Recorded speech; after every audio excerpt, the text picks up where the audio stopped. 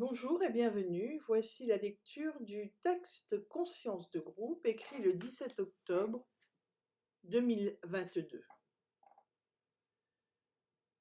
Tandis que les conflits résonnent aux oreilles et pilonnent les consciences, il est au milieu de ce champ de tir, comme dans l'œil du cyclone, un espace de courant protecteur dont la puissance douce et silencieuse mène droit au cœur.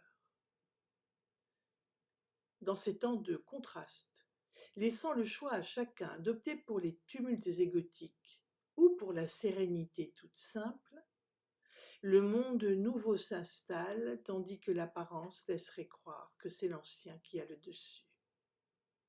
Tout, en effet, porterait à croire que l'imagination en berne des élites saura faire exactement comme il faut pour que s'affrontent des dites puissances dont l'extermination des peuples est le dernier des soucis.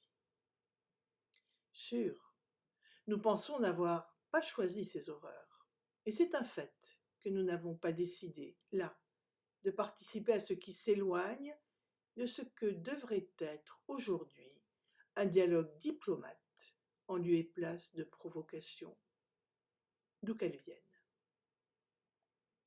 Mais si nous sommes nés en cette période décisive, c'est justement afin d'aller chercher au plus profond de nous-mêmes des réponses ajustées à l'ensemble de la situation individuelle et collective, les deux entrant en résonance par la force des choses au point de contact, humanité en chacun. Alors, dire « c'est humain » ou « avoir de l'humanité », qu'est-ce que cela exprime de ce que chacun aujourd'hui peut offrir? Si c'est humain, cela signifie uniquement qu'il s'agit de failles de l'individu ou s'appuyer sur son humanité rendrait-il nos réponses davantage compassionnelles ou bienveillantes? Que serait alors être humain? Eh bien, sans doute, ce serait investir des zones de nous-mêmes que jamais nous ne visitâmes et qui apporteraient dans ces temps de remise en cause la fraîcheur d'un regard neuf sur les enjeux en lice et les habitudes de chacun à suivre le collectif, tandis que ces parts de nous invitent avec persuasion à mettre en mouvement un processus d'individuation dont la finalité serait d'enrichir une conscience de groupe pouvant ainsi puiser son action dans le creuset d'une multiplicité embellie d'individués entre guillemets comme autant de lumières, chacune participant à la clarté globale. La conscience de groupe, et non du groupe, est au collectif ce que l'éveil est à chacun.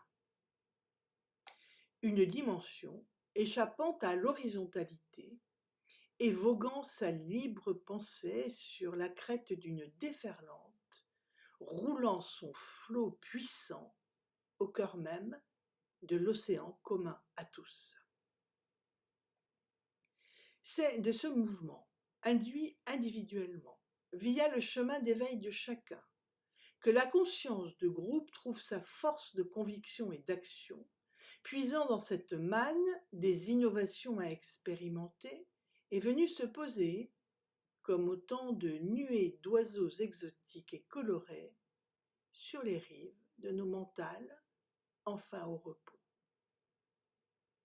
Il n'est pas temps de désespérer, de s'ennuyer, d'avoir peur, de s'inquiéter pour un avenir imprévisible. Ou pas d'ailleurs. Non, c'est le temps des confrontations avec soi, plutôt d'ailleurs qu'avec le monde extérieur.